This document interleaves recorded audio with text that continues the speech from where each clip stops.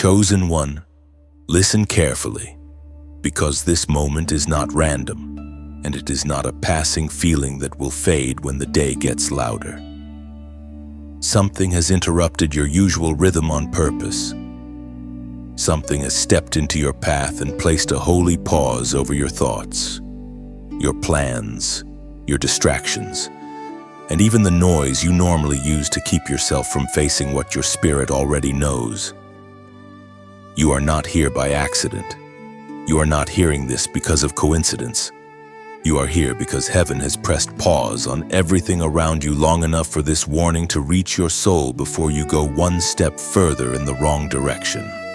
You have felt it, even if you could not name it. That strange weight in your chest, that tug that returns when the room grows quiet, that unsettling sense that something in your life cannot continue the way it has been. You may have tried to explain it away as stress, fatigue, pressure, disappointment, or the ache of carrying too much for too long. But beneath all of that, there has been another reality moving with steady force. The Lord has been dealing with you. He has been calling your attention. He has been touching the deepest part of you, the place that still remembers who you are beneath the compromises, beneath the delay, beneath the fear, beneath the habits that were never meant to define you. This is why your spirit has not been able to settle. This is why what used to satisfy you now leaves you empty. This is why doors, people, patterns, and false comforts have started losing their shine. The Lord is not merely making you uncomfortable. He is making you aware. He is showing you that you cannot keep pretending you do not see what He has already revealed. The warning has come because your life matters. The interruption has come because your calling matters. The pressure has come because there is something on your life that cannot be allowed to die under the weight of denial. You have spent enough time trying to negotiate with conviction. You have spent enough time treating divine nudges like optional suggestions. Deep down, you know the difference between confusion and warning. You know the difference between being attacked and being corrected. You know the difference between a closed door that protects you and a closed door that exposes your refusal to move when God told you to move.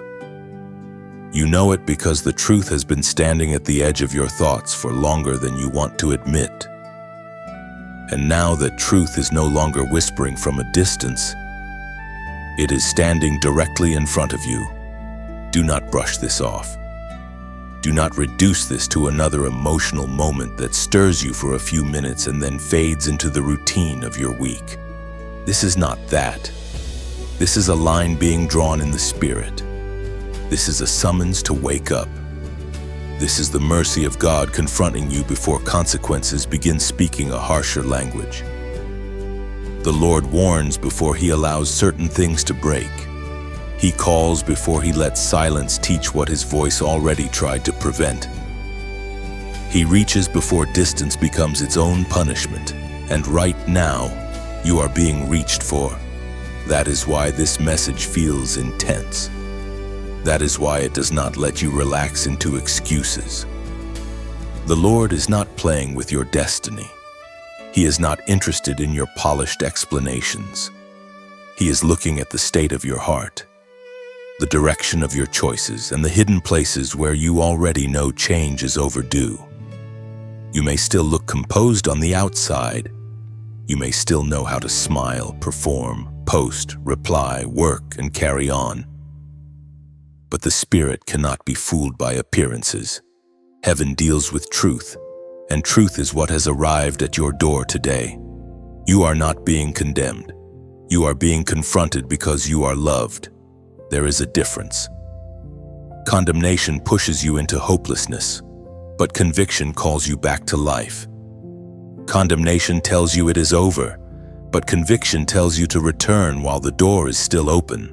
Condemnation buries purpose, but conviction uncovers it. So if your heart is beating harder right now, if you feel exposed, if you feel that deep inner knowing rising to the surface, do not run from it. Let it do its work. Let it break the fog. Let it strip away every lie that told you there was still endless time to delay what God has already made clear. And because this message is finding the ones who know the Lord is speaking directly to them, comment 888 below as your sign that you hear the warning and you refuse to sleep through this moment.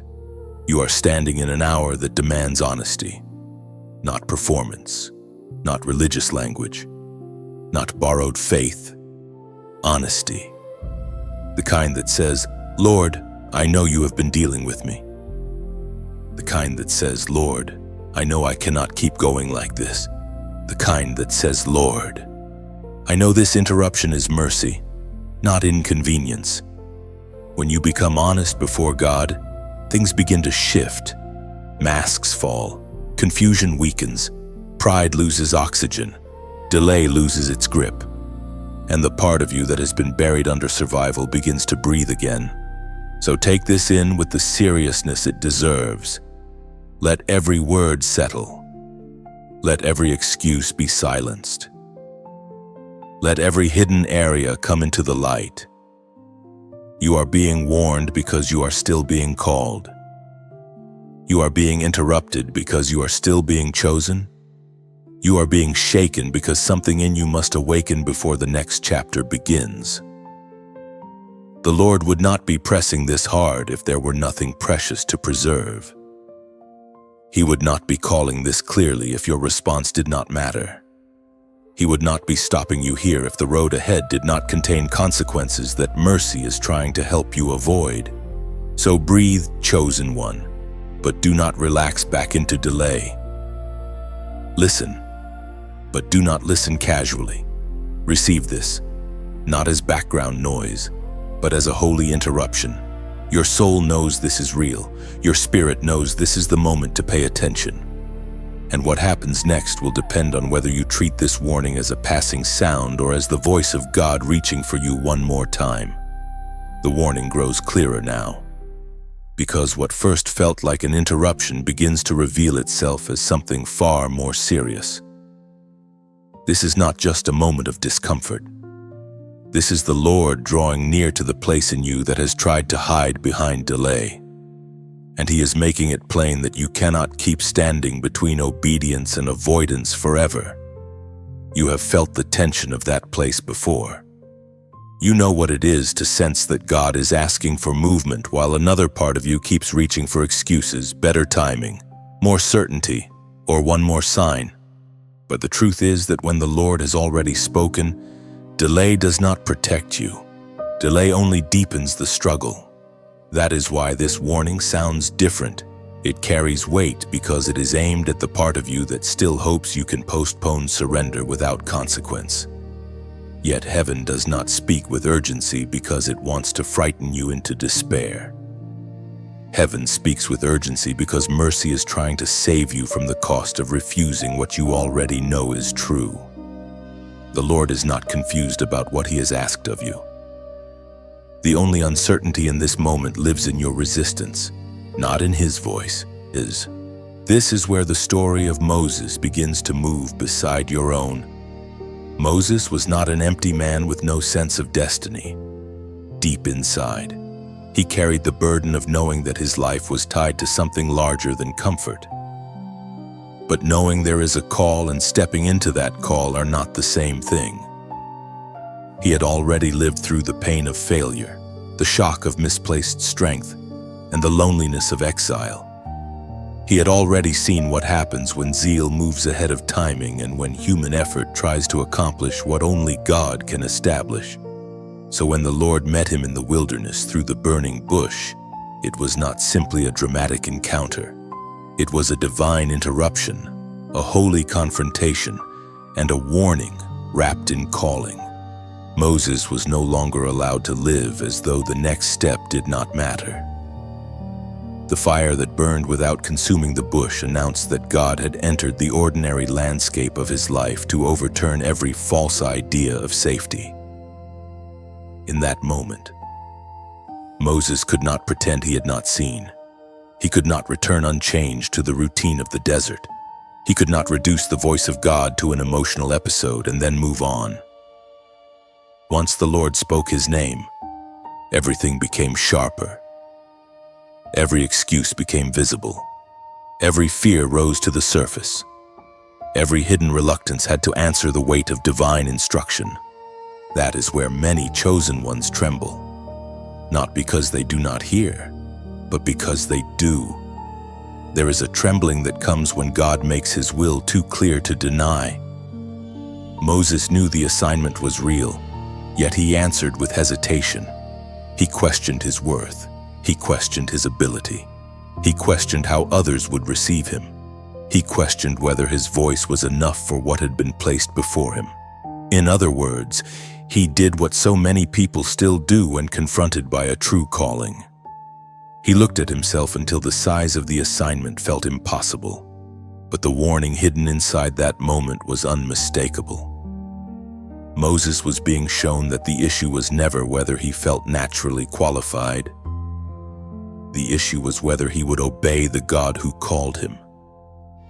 The danger was not weakness. The danger was remaining in argument after the Lord had already made his will known. There comes a point when repeated hesitation stops being humility and starts becoming resistance. There comes a point when fear dresses itself in reasonable language while quietly refusing to move. That is why this warning matters so much for you now.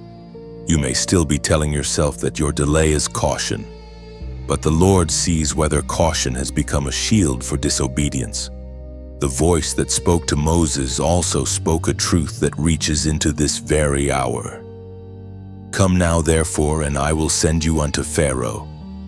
Exodus chapter 3, verse 10. That sentence carries the force of heaven. It does not leave room for endless negotiation. It does not invite a life built around avoiding the next faithful step.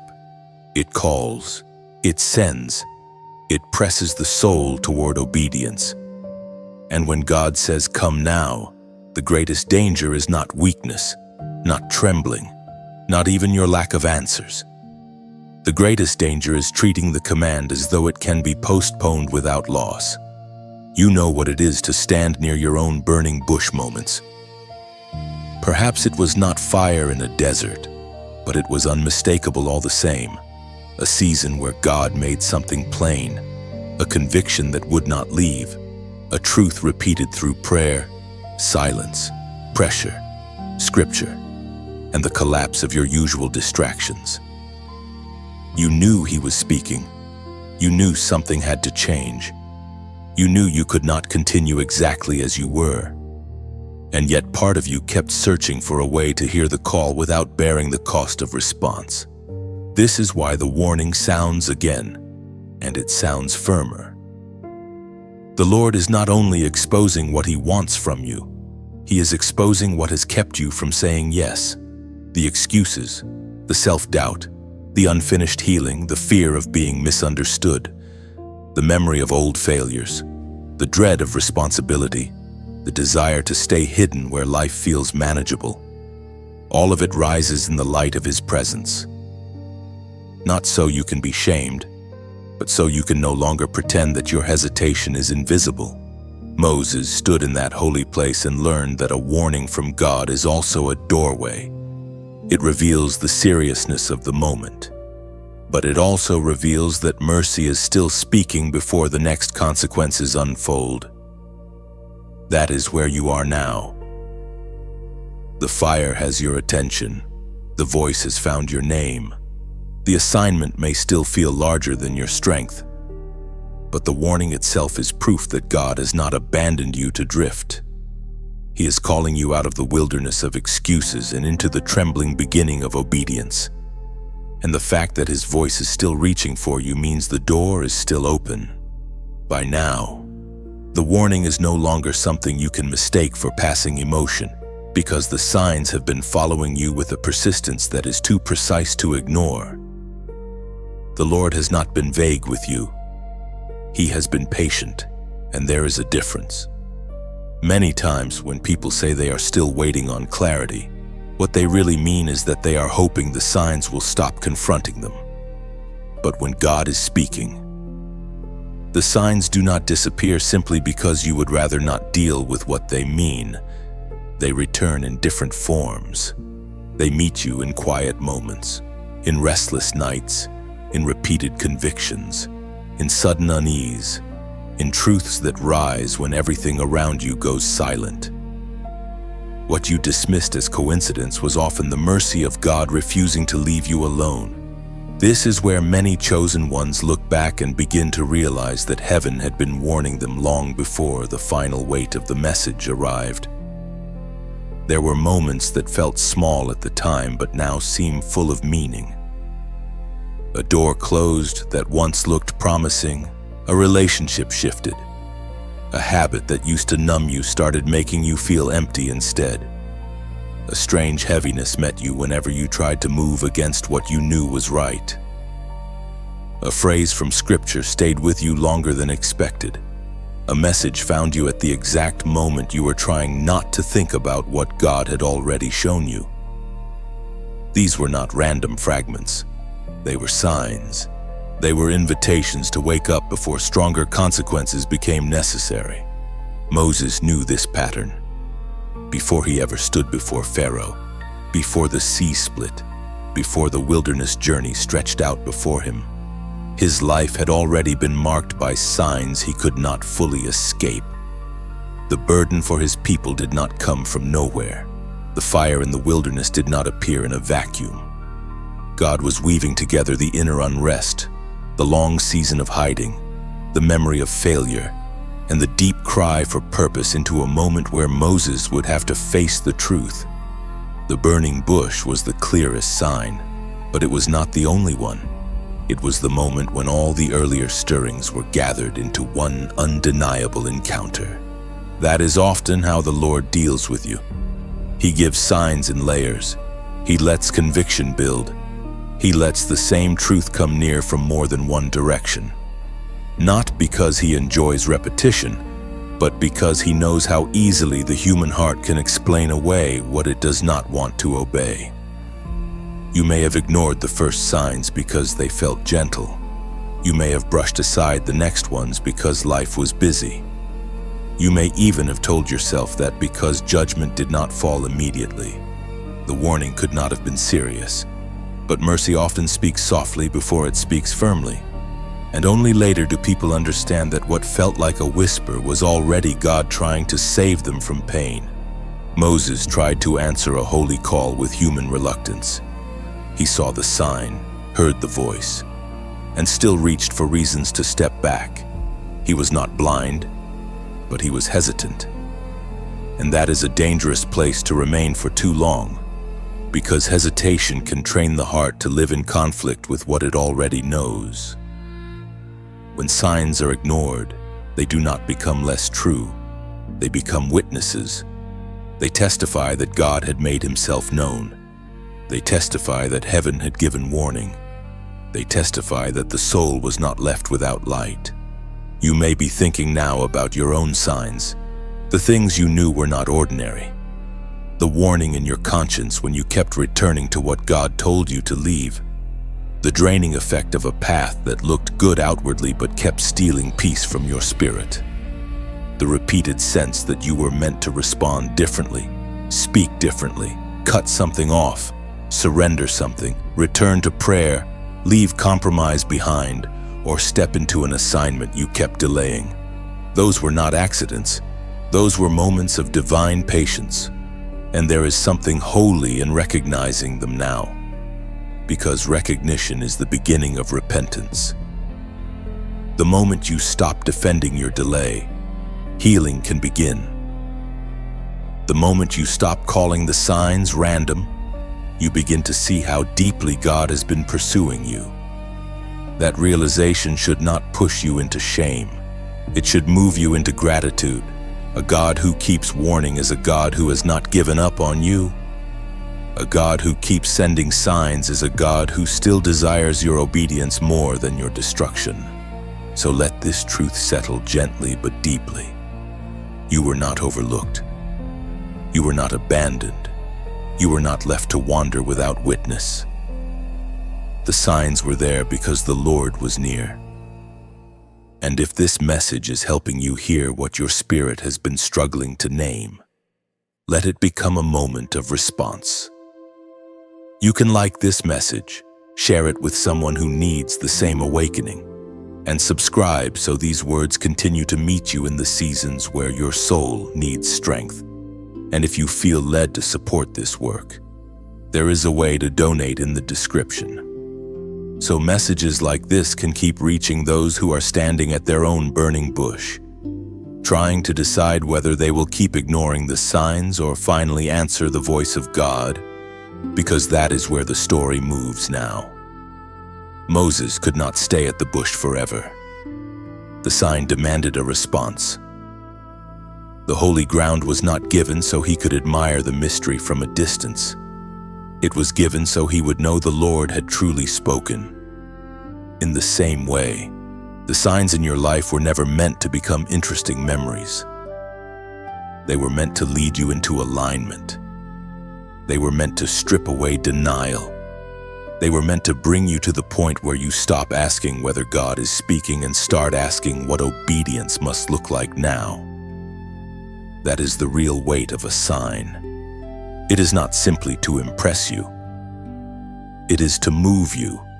And the deeper mercy is this: even now, after all the signs you have overlooked, the Lord is still speaking. The cost of continued delay is rarely felt all at once. That is why so many people underestimate it. They imagine that if judgment has not arrived immediately, then the danger must not be real. They assume that because life still appears functional on the surface, the deeper damage cannot be serious. But delay has a quiet way of reshaping the soul. It drains sharpness from conviction. It makes compromise feel more normal with each passing day. It teaches the heart how to live with inner conflict until what once felt unbearable begins to feel familiar. And that is one of the most dangerous losses of all. Because when a person becomes comfortable carrying unresolved disobedience, they start confusing divine patience with divine approval. You have seen traces of this already. The more you postpone what God has made clear, the heavier ordinary life begins to feel. Peace becomes harder to access. Prayer grows strained. Joy becomes more difficult to trust. Even good things begin to feel dim, because the soul knows something is out of alignment. This is not because the Lord has become cruel toward you. It is because truth and compromise cannot dwell together without friction. The pressure you feel is often the evidence that grace is still contending with you. It is mercy making your misalignment uncomfortable before your hardness becomes complete. Moses also had to face the cost of delay. At the burning bush, he was not dealing with a small suggestion from heaven.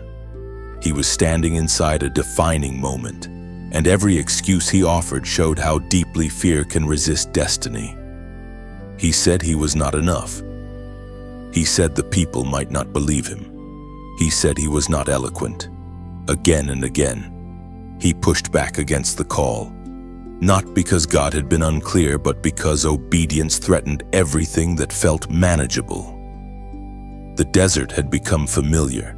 Hiddenness had become survivable. The unknown in front of him felt heavier than the burden of remaining where he was. That is how delay seduces a chosen one. It does not always tempt you with obvious rebellion at first. Sometimes it simply teaches you to prefer the pain you recognize over the obedience that will change you. It tells you that later will be easier. It tells you that one more season of waiting is wisdom. It tells you that God will understand if you remain half available while still keeping your life arranged around fear. But what feels like safety in those moments is often a slow surrender of spiritual strength. The longer Moses argued, the more serious the moment became. There was mercy in God's patience with him, but there was also a line. The Lord answered, reassured, equipped, and spoke again. Yet Moses could not remain in endless negotiation forever. There comes a time when continued delay no longer looks like uncertainty. It begins to reveal itself as resistance. That is a hard truth, but it is a loving one. Resistance does not always shout. Sometimes it sounds thoughtful, wounded, cautious, even humble. But when God has spoken plainly, repeated postponement carries a cost. The soul becomes tired in ways rest cannot fix. Discernment becomes clouded. The fire of holy urgency starts to cool. People begin settling for smaller lives because they have trained themselves to live below the level of obedience. And then the heart wonders why it feels distant, when in truth that distance has been built one delayed response at a time. The seriousness of this appears even in the life of Moses. He was called, and he was still given the dignity of response. God did not turn him into a machine. He addressed him as a man who had to choose whether to yield. That choice mattered. The Lord's patience did not remove the weight of the decision. It magnified it. Every reassurance given to Moses made his next excuse harder to justify. Every sign made delay more costly. Every word from the Lord narrowed the space where self-protection could keep pretending it was wisdom. This is why Scripture speaks with such force about the urgency of hearing and responding to God. Today, if you will hear His voice, harden not your hearts. Hebrews chapter 3, verse 15. That verse reaches directly into this moment. It reminds you that the danger is not merely that you heard too little. The danger is that you may hear clearly and still allow your heart to grow resistant. Hardness is not usually formed in a single act. It is formed in repeated refusal. It is formed when warning after warning is met with postponement. It is formed when the heart keeps protecting itself from the very truth that could heal it. You may still feel that there is time to delay one more step, one more surrender, one more act of obedience. But every day you resist what God has already illuminated. You pay a price within, not always outwardly, not always dramatically, but inwardly and truly. Sensitivity dulls, reverence weakens, courage shrinks. And the life that could have moved forward in grace becomes entangled in unnecessary wilderness. Yet even here, this message is not announcing hopelessness. It is revealing cost, so that you will stop pretending delay is harmless. Moses was not rejected at the bush because he trembled. He was confronted because the moment required an answer. In the same way, the Lord is uncovering the price of your postponement so that you can finally see what is at stake. This is not about punishing weakness. It is about rescuing you from the slow destruction of continued resistance. So let this settle in the deepest part of you. Delay is not neutral. It shapes you. It either softens into surrender or hardens into distance. It either leads you toward obedience or teaches you how to live without peace. And because the Lord still speaks, because conviction is still alive, because His warning still reaches you now, the cost does not have to keep increasing. The door is still open, but it will not remain forever in the same way. That is why this warning carries such gravity. Not to crush you, but to wake you before more is lost than needed to be lost. Before we go deeper, there is one practical note for those who have been feeling mentally scattered, drained, or unable to hold focus in the middle of spiritual pressure. Some people have found help through the Genius Wave, also called Genius Song, an audio-based tool presented as a short daily brainwave entrainment session designed to support focus, mental clarity, creativity, calmer thinking, and better cognitive flow in just a few minutes a day.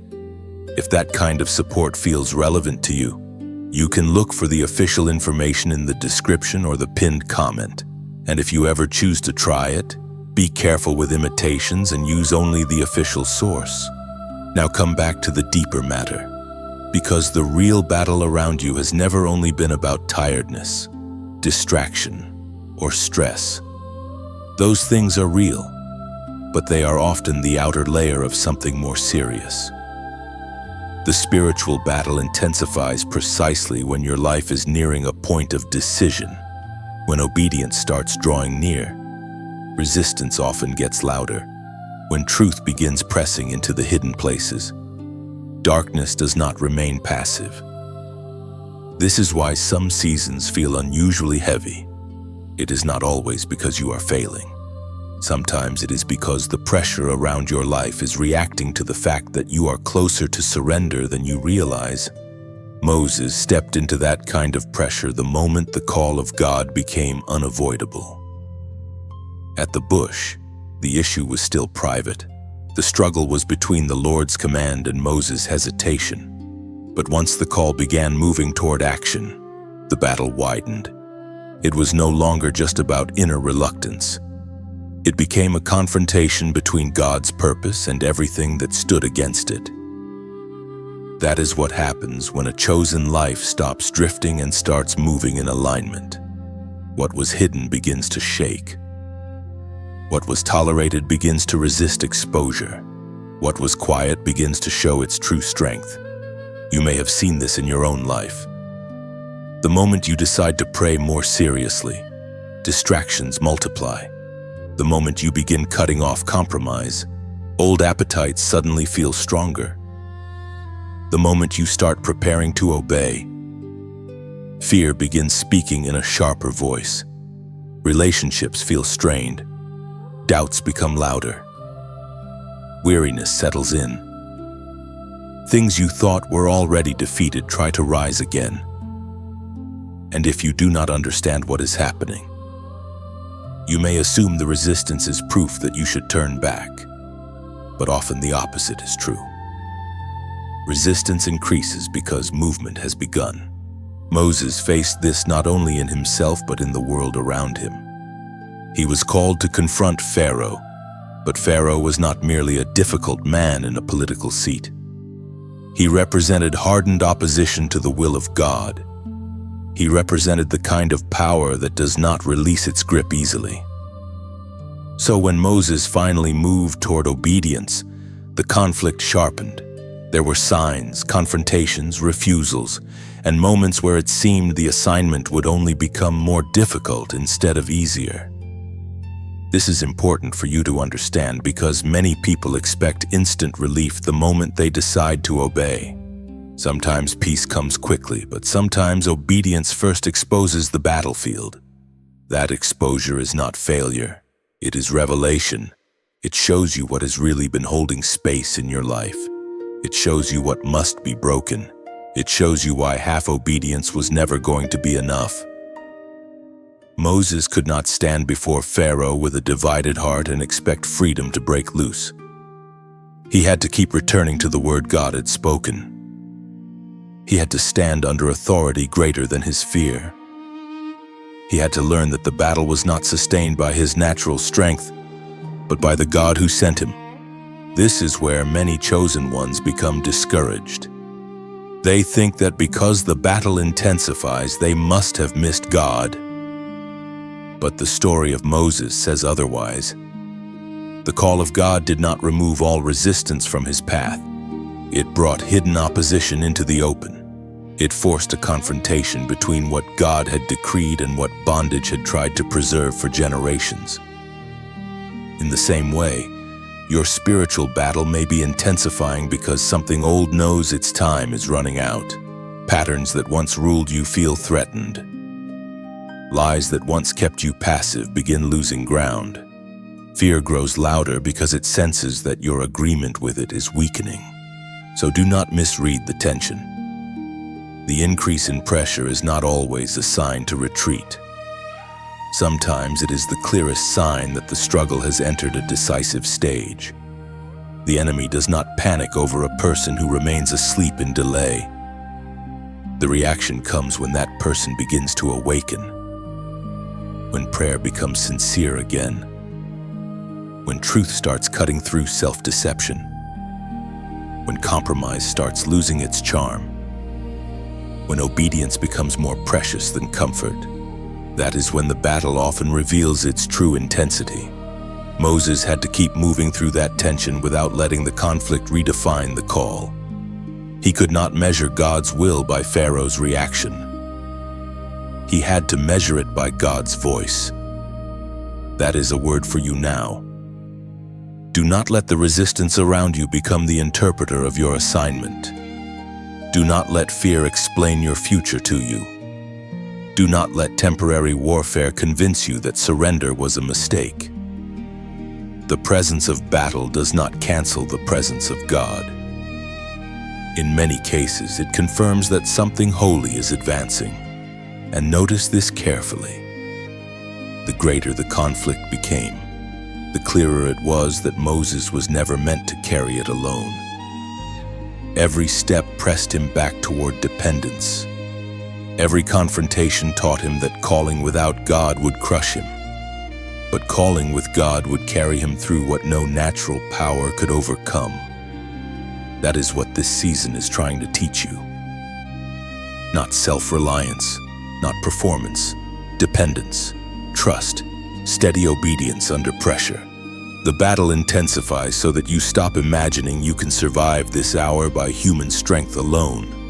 So if the pressure has been rising, if distraction has been sharper, if weariness has tried to settle over your soul, do not panic. Stand still long enough to understand the moment. This may not be the evidence that you are off course. It may be the evidence that obedience is drawing near, that hidden resistance is being exposed, and that the Lord is bringing you into a confrontation you were never supposed to avoid forever. Moses learned that when God begins to move, opposition will speak, but it will not have the final word. And you are being brought to that same realization now. And yet, even with the battle growing stronger, mercy still stands before you. That is the wonder of God in a moment like this. He does not warn because he is eager to cast you aside. He warns because he is still making room for your return. He speaks firmly because the door has not fully closed. He presses your heart because he would rather awaken you with conviction than leave you to be taught by consequences alone. This is why you must understand the hour correctly. The intensity of this message is not proof that hope is gone. It is proof that mercy is still reaching. There are people who no longer feel conviction at all. There are people who have silenced the voice of warning for so long that their hearts have grown numb. And numbness is a frightening thing because it can look calm while decay deepens underneath it. But you are not numb. You are being stirred. You are being interrupted. You are being made uncomfortable by truth. That discomfort is mercy. That unrest is mercy. That inability to settle into compromise the way you once did is mercy. It means the Lord is still contending for you. Moses discovered this in a profound way, even when he hesitated at the bush, even when he answered the Lord with fear and repeated objections. God did not immediately abandon him. He corrected him. He answered him. He equipped him. He gave him signs. He even provided Aaron to stand beside him in his weakness. None of that erased the seriousness of the call, but it revealed the patience of the one who gave it. Moses was not left alone with a command too heavy to carry. Mercy met him inside his reluctance and kept making a way forward. That matters for you because some part of you may still be whispering that you have delayed too long, resisted too much, drifted too far, or failed too deeply to respond now. But if that were the end of the matter, this warning would not still be finding you. The voice of God would not still be pressing on your spirit. The light would not still be exposing what needs to change. The very fact that you are being confronted right now means mercy has not withdrawn. It means there is still a path back through surrender. It means the Lord is still dealing with you as someone he intends to reclaim, not discard. This is where many chosen ones need healing in the way they think about God. They imagine that if he speaks sternly, he must already be done with them.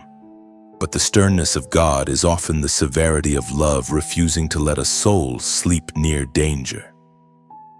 A parent who sees a child walking toward a cliff does not whisper with detached politeness.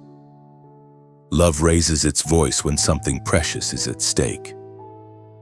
In the same way, the Lord sharpens his tone not because his heart has turned cold, but because your life matters too much for silence.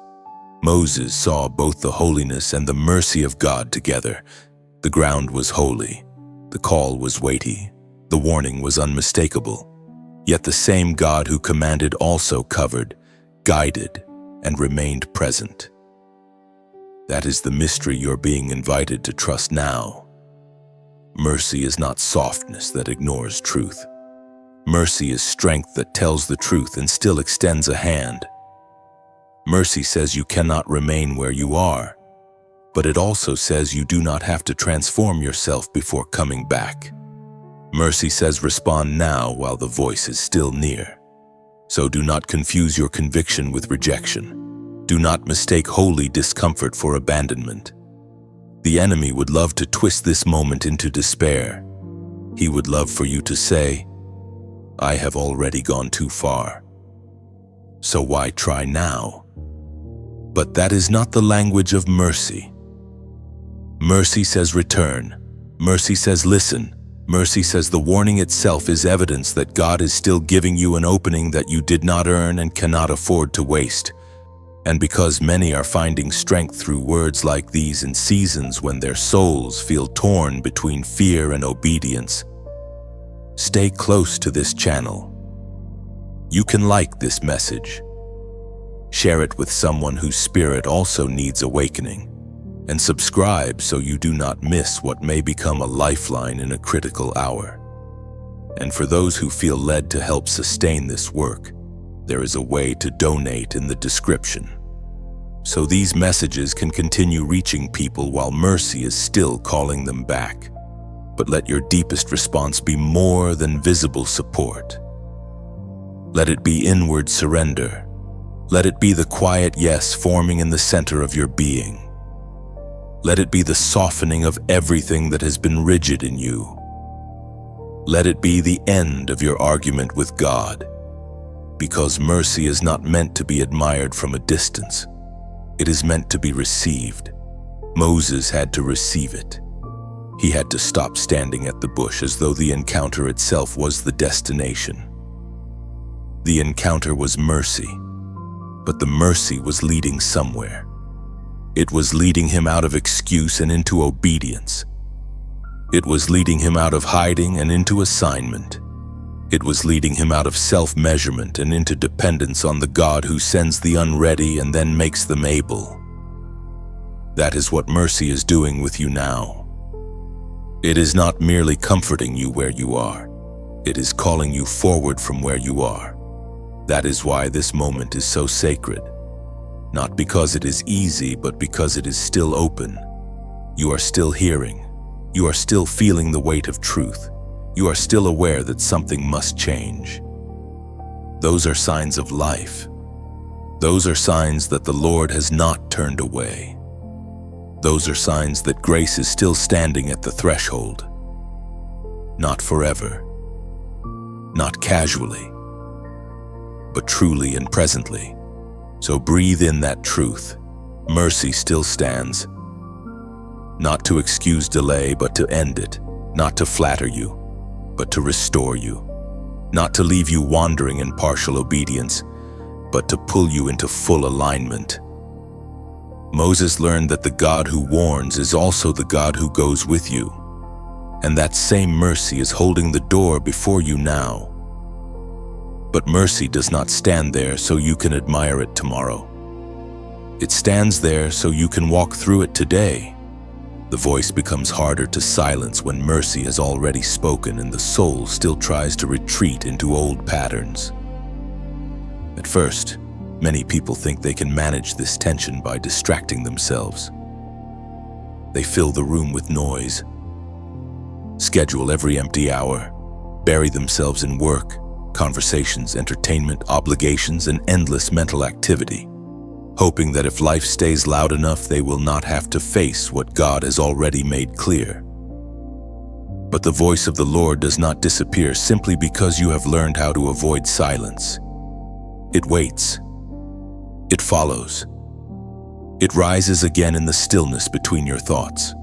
It reaches you in moments when your strength is low and your defenses are tired.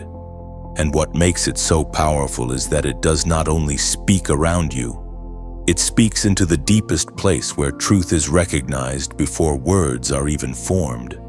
That is the place Moses reached after the first fear, after the first objections, after the first attempt to step back from what God had placed before him. There comes a point when a person can no longer pretend that the call is outside them. It begins to burn inside. Even if they resist, they carry the sound of it. Even if they delay, they cannot fully return to the life they were living before. Moses could not go back to the wilderness as though the bush had never burned. The voice had entered his history. It had named him. It had commissioned him. And once that happens, silence is never truly silence again. This is why some seasons feel so unsettling to you. You are not simply dealing with guilt, emotion, or inner tension in the ordinary sense. You are dealing with the fact that the voice of God has touched something in you that will not let you rest in partial obedience anymore. You can try to lower it beneath habit.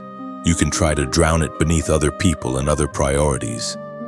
You can even try to convince yourself that time will weaken it. But the genuine voice of the Lord has a way of growing clearer through resistance. The more you run, the more you realize it was never just sound. It was truth, and truth does not vanish because it is inconvenient. Moses learned this as he moved closer to the assignment. The voice that called him was not a momentary thrill.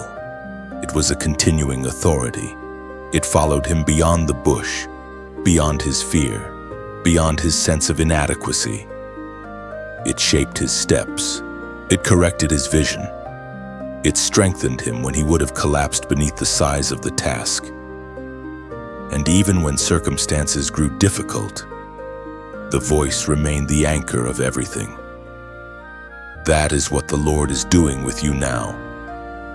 He is not merely giving you an emotional experience. He is establishing a claim over your direction. He is making His word the thing you will eventually have to answer. There is a holy discomfort in that. The part of you that still wants control will feel pressed by it. The part of you that wants to stay hidden will feel exposed by it. The part of you that prefers delay will feel cornered by it. But this pressure is not cruelty. It is clarity. God is not haunting you with needless intensity. He is refusing to leave your destiny in the hands of your indecision. He is speaking until the fog breaks, until the false options lose their charm, until the path of surrender becomes impossible to deny. That is why Scripture says, "My sheep hear my voice, and I know them, and they follow me." John chapter 10, verse 27. This is not only a promise of comfort, it is also a revelation of identity. If you belong to Him, His voice will not remain foreign to you forever. It may confront you. It may correct you. It may interrupt plans you wanted to keep. But it will also call you by truth, and somewhere beneath the fear, your spirit knows the sound. That is why you have not been able to make peace with what God is opposing. That is why the compromise no longer settles easily in your heart. That is why the old life feels increasingly narrow. The shepherd's voice has reached you. And notice what the verse does not say. It does not say His sheep hear His voice only when the message is gentle or easy. It does not say they follow only when the road is comfortable. It says they hear, He knows, and they follow. That is the order of living faith. First, the voice reaches you. Then you remember that you are known. Then you move. Moses had to learn that rhythm. He heard. He was known by name. Then he had to go. The voice did not come merely to stir his emotions. It came to redirect his life. So if the call keeps returning, do not treat that as a burden alone. It is also a mercy beyond measure. There are many voices in the world that flatter, confuse, seduce, and scatter. But only the voice of God can pierce through all your defenses and still leave you with the deep awareness that you are being called back to life. That is what you are feeling now. Not vague pressure, not random fear. A voice that cannot be silenced because it comes from the one who made you, marked you, and knows exactly where your next step must lead. Moses could not bury that voice under the sands of the wilderness, and you will not bury it under the noise of this season either. It will keep finding you. It will keep naming what must change. It will keep drawing you towards surrender until you finally understand that the most exhausting thing is not obedience. The most exhausting thing is trying to outrun the God who loves you enough to keep speaking. Now the moment of decision stands fully in front of you. And this is where everything becomes plain. For a long time, you could tell yourself that you were still thinking, still weighing, still sorting through what you felt and what you feared. But there comes an hour when reflection is no longer the main issue. The issue becomes response. The Lord has spoken enough for you to know that this is not a season for drifting. This is a season for choosing, and every chosen one eventually reaches this threshold, the place where they must decide whether they will obey the voice that has been pursuing them or turn away and let resistance harden into a lifestyle. Moses reached that threshold too. The bush was behind him, but the command remained. The signs had been given. The excuses had been answered. The fear had been exposed. Mercy had stood with him. The voice had followed him. And now the path before him demanded more than awareness. It demanded surrender. That is the part many people secretly hope to avoid. They want confirmation without cost. They want purpose without disruption. They want God's promises while still preserving every familiar attachment that keeps them safe from full dependence. But that is not how holy moments work. When God brings you to a decision point, He is not asking whether you are interested. He is asking whether you will yield. This is where your soul feels the deepest tension, because the flesh always tries to present rebellion as self-protection. It tells you that turning away is wisdom. It tells you that obedience is too risky, too painful, too disruptive, too demanding. It shows you everything you might lose, but it hides what you are already losing by standing still. It hides the erosion that comes from long delay. It hides the peace that is fading. It hides the strength that has been weakened by indecision. It hides the sorrow of living beneath the level of your calling. And because rebellion rarely introduces itself with an ugly face, many people do not realize what they are choosing until the distance has already deepened. But the Lord is stripping away illusion now. He is showing you that neutrality is not real in a moment like this. To keep delaying is itself a decision. To keep resisting is itself an answer. Silence becomes an answer. Postponement becomes an answer. Half-surrender becomes an answer. That is why this moment is weighty. Not because God is trying to trap you, but because truth has matured to the point where your life must move in one direction or the other. You will either step toward alignment or you will step deeper into avoidance. You will either let the voice of God become your guide or let your fear become your master. Moses had to choose what would define him. Would he remain the man who kept explaining his weakness, or would he become the man who trusted the God who called him? Would he keep protecting himself in the wilderness? Or would he walk into the assignment that heaven had already placed over his life? Would he cling to the identity shaped by failure? Or would he receive the identity formed by obedience? Those are the same questions reaching toward you now. Even if the details of your life look different, the decision is not only about one action. It is about who will rule the next chapter of your life. Fear or faith, resistance or surrender, self-preservation or obedience. Scripture says, "Choose you this day whom ye will serve." Joshua chapter 24, verse 15. That word carries the weight of this hour. Choose, not someday, not when emotions settle, not when all uncertainty disappears, not when the path becomes easy. Choose this day. There is something sacred about a present tense decision before God. It does not require you to know everything beyond the next step. It requires you to stop pretending that you belong to yourself. It requires you to acknowledge that the one who has warned you, pursued you, corrected you, and called you also deserves your answer. So let this be the place where the argument ends. Let this be the hour when the inner negotiation loses its power. Let this be the point where you stop asking how much of yourself you can hold back and still call it obedience. The Lord is not asking for partial agreement. He is asking for your yes, and that yes is not weakness. It is the strongest thing you can offer in a moment where your old life is trying to pull you backward. If your spirit knows this is your moment, comment, "I choose God." Let it be simple. Let it be honest. Let it be the outward sign of an inward turning that heaven can already see. Because this is what the decision point truly means. It is not merely the end of delay. It is the beginning of alignment. It is where Moses stopped living as though the call was just an idea and started moving as a man under divine instruction. It is where the path narrowed and became clear. It is where the weight of warning became the doorway into obedience. And that same doorway is before you now. You do not have to keep standing between two worlds. You do not have to keep speaking the language of surrender while secretly serving fear. You do not have to keep carrying the misery of knowing without doing. The Lord has brought you here because the time for divided living is ending. One way leads to life, even if it costs you comfort.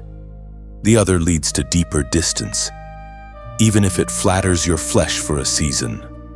And now that the truth has been laid bare, you already know which voice has been calling your name. And as you stand at this edge, do not fear the loss of what must fall away. Fear only the numbness that comes from refusing the hand still reaching for you. The Lord has brought you too far to leave you half awakened. The choice before you is not small, and neither is the grace surrounding it. Step forward now, and let obedience become the answer your soul has delayed for too long. When you finally say yes to God, the first thing that changes is not always your surroundings. Often the first miracle happens within. Something unclenches in the soul. The long argument begins to lose its power. The inner division that kept tearing at your peace starts to close. The noise does not necessarily vanish in one instant, and the road ahead does not become effortless overnight. But a deep realignment begins. You stop spending all your strength resisting the hand that has been leading you. You stop exhausting yourself by holding two directions inside one heart. And in that surrender, something holy opens. Strength returns in a new form. Peace begins to rise from a deeper place. Purpose, once buried beneath fear, starts breathing again. This is what many people do not understand about obedience. They imagine that saying yes to God means losing themselves. In truth, it is often the first moment they begin to recover the self heaven intended all along. False identities begin to loosen. The version of you built around survival, delay, shame, people-pleasing, or hidden fear begins to crack. A truer identity starts emerging, not because you invented it, but because obedience places you where grace can shape you. What you call surrender, heaven often calls restoration. Moses experienced this in a profound way.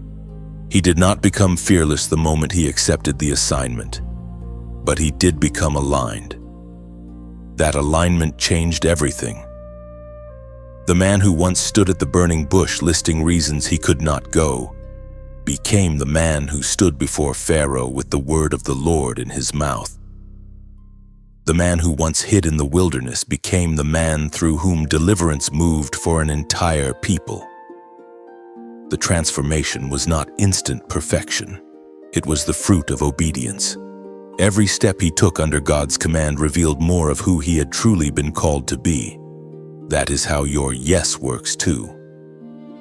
It may begin in trembling, but if it is real, it will not leave you where it found you. It will start restoring clarity. It will start rebuilding trust between your spirit and God's voice. It will begin healing the exhaustion that comes from prolonged resistance. There is a weariness that sleep cannot cure, because it comes from living out of alignment. When you say yes to God, that kind of weariness begins to break.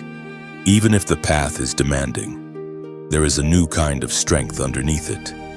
Obedience may stretch you, but it does not hollow you out the way rebellion does. Moses saw this as the journey unfolded. The same life that once felt buried under obscurity became charged with meaning. The same man who felt disqualified became a vessel through whom power, guidance, and divine presence were made visible. Not because Moses suddenly became impressive in himself, but because surrender gave God room to work through what had once been withheld. That is one of the great mysteries of the spiritual life. God often does not ask for what is polished first. He asks for what is yielded. Once a person is yielded, what seemed weak becomes usable. What seemed broken becomes instructive. What seemed delayed becomes redeemed. And with that, yes, comes restoration, not only of purpose, but of perception. Things begin to look different. The confusion that once seemed permanent starts losing authority. The choices before you become clearer. Some doors no longer tempt you. Some voices no longer carry the same power. Some fears reveal themselves as smaller than they seemed when you were bowing to them. It is not that every challenge disappears. It is that your vision changes because your position changes. Once you stand in agreement with God, you begin to see from a different place. This is why Scripture says, "If ye be willing and obedient, ye shall eat the good of the land." Isaiah chapter 1, verse 19. That promise is not shallow comfort. It reveals a spiritual principle. Willingness and obedience open the way for a life that can actually receive what God has prepared. Resistance blocks what surrender makes room for. Delay keeps the hands closed. Yes opens them.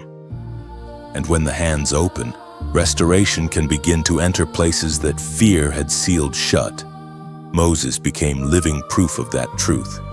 His yes did not only affect him, it affected everyone connected to his assignment. Chains broke, direction came. A path appeared where there had only been oppression. That is another hidden power of obedience. Your yes is never as private as your fear wants you to believe. It blesses more than you can currently see. It strengthens people you may not even know are waiting on the other side of your surrender. It creates openings for freedom, healing, truth, and courage beyond your own life. So when you say yes to God, you are not stepping into a smaller existence. You are stepping into the recovery of meaning. You are stepping into a life where your inner world no longer has to be torn apart by constant refusal. You are stepping into the beginning of authority, peace, and restored purpose. Moses did not receive a perfect life through obedience, but he did receive a life filled with the evidence that God can do extraordinary things through a yielded vessel. And that is what stands before you now. The yes that once felt so costly begins to reveal itself as rescue. The surrender that seemed frightening begins to feel like relief. The obedience you feared would diminish you becomes the doorway through which your true calling starts to stand up in strength. That is what happens when you stop running and start yielding. Heaven meets your yes with restoration. God meets your surrender with presence, and the life that once felt trapped in warning begins at last to move in the direction of promise. And as restoration begins to unfold, you start noticing that what once felt impossible now feels appointed. The same places that exposed your weakness become places where God's faithfulness shines brightest. You do not move forward because you have mastered every fear, but because surrender has taught you where true strength comes from. Moses did not carry deliverance by himself, and neither will you carry your calling alone. The God who called you is the God who sustains you, corrects you, and leads you onward. So let your yes remain steady, because what God begins through obedience, He also has the power to complete with mercy and glory. And now you rise differently because the warning has done its work, the decision has been faced, and the yes has already begun opening the next chapter of your life. You are not standing where you stood when this message first found you. Something has shifted. Something has straightened within you. The fear that once tried to govern your future has been exposed, and the voice that called you has become clearer than the noise that tried to bury it. This is what happens when a chosen one stops running from conviction and begins walking in agreement with God. You do not become flawless in a single moment, but you do become marked by surrender, strengthened by truth, and prepared for the road ahead in a way you were not before. Moses knew this transformation. He was not the same man at the end of his obedience that he was at the beginning of his hesitation. The wilderness no longer defined him. Fear no longer spoke with the same authority. Delay no longer held the same power. He had walked too far with God, seen too much of God's faithfulness, and been changed too deeply by God's presence to return to the smaller life that once kept him hidden. That is what the Lord is doing in you now. He is not merely calling you out of danger. He is calling you into identity, and He is not merely rescuing you from consequences. He is crowning you with clarity, with purpose, with endurance, with the quiet authority that comes from finally agreeing with heaven. That does not mean every battle disappears, but it means you no longer enter the battle as someone divided within. You enter it knowing who called you. You enter it knowing what your life belongs to. You enter it carrying the memory of mercy, the seriousness of warning, the cost of delay, and the beauty of surrender all at once. That combination makes you dangerous to darkness, not because you become proud, but because you become settled in the truth. A soul aligned with God carries a weight that confusion cannot imitate. A heart that has stopped resisting becomes a vessel through which peace and strength can flow into places that once felt impossible. So this is the hour to rise marked, not by your past failures, but by God's patience. Rise crowned, not with human applause, but with the dignity of obedience. Rise unstoppable, not because life will never oppose you again, but because opposition no longer decides who you are. Moses stood through storms, complaints, tension, weariness, and enormous responsibility. Yet the deepest truth about his life was never the pressure around him. It was the presence with him, and that same presence is what will sustain you. The God who warned you is the God who keeps you. The God who confronted you is the God who goes before you. The God who called your name is the God who will not waste your surrender. So let prayer rise here, not as a ritual, but as the honest language of a soul that has heard the Lord and is ready to move with Him. Lord, I come before you with an open heart. I lay down my excuses, my fear, my delay, and every part of me that kept resisting what you already made clear. Thank you for warning me before I went farther than I needed to go. Thank you for not leaving me in confusion. Thank you for speaking to me with mercy, with truth, and with a love strong enough to interrupt my path. Cleanse what has been compromised in me. Strengthen what has grown weak in me. Heal what has been wounded in me. Teach me to obey you quickly, trust you fully, and walk with you faithfully.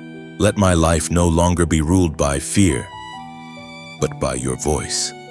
Let every chain that grew strong during my delay be broken. Let every part of my calling that seemed buried begin to breathe again. Order my steps, guard my mind, fill me with peace, courage, and holy discipline. And as you did with Moses, go with me, remain with me, and make me useful for your purpose. In Jesus' name, amen. Carry that prayer with you. Return to it when old thoughts try to rise again. Return to it when the flesh tries to persuade you that nothing truly changed. Return to it when you need to remember that the same God who awakened you is still walking beside you now. And if this message has met you at the right moment, stay connected to this work. You can like this message, share it with someone who needs the same awakening, and subscribe so you continue receiving words that strengthen your spirit in seasons where the battle feels intense and the call of God must remain clear. And for those who feel led to help support this mission, there is a way to donate in the description, so messages like this can keep reaching hearts that are standing on the edge of their own turning point. Now do not go back to sleep in your spirit. Do not return to the old negotiation. Do not treat this as a powerful moment and nothing more. Let it become a new posture. Let it become your new agreement with heaven. Moses moved forward because he finally stopped arguing with the call. You will move forward the same way, marked by mercy, crowned by obedience, strengthened by presence. And what rises from your life now will not look like the person who kept delaying. It will look like someone who heard the voice of God and answered at last. And as you keep moving forward from this moment, let your obedience become something steady rather than dramatic, something rooted rather than temporary. You do not need to chase constant emotional intensity to prove that God has touched your life. What matters now is faithfulness. What matters now is the quiet daily choice to remain aligned when no one is watching, to pray when your feelings are unsettled, to listen when old distractions try to pull you back into spiritual sleep. This is how strength is built. This is how the crowned life matures. This is how a chosen one stays free. There will be days when the road feels bright and days when it feels demanding. But neither kind of day should decide your devotion. Keep walking. Keep trusting. Keep returning to the voice that rescued you from delay. The Lord did not bring you through warning, conviction, surrender, and restoration just to leave you in uncertainty again. He brought you here to establish you. He brought you here to deepen you. He brought you here to make your life a witness that mercy can still reach, transform, and send the one who finally says, "Yes,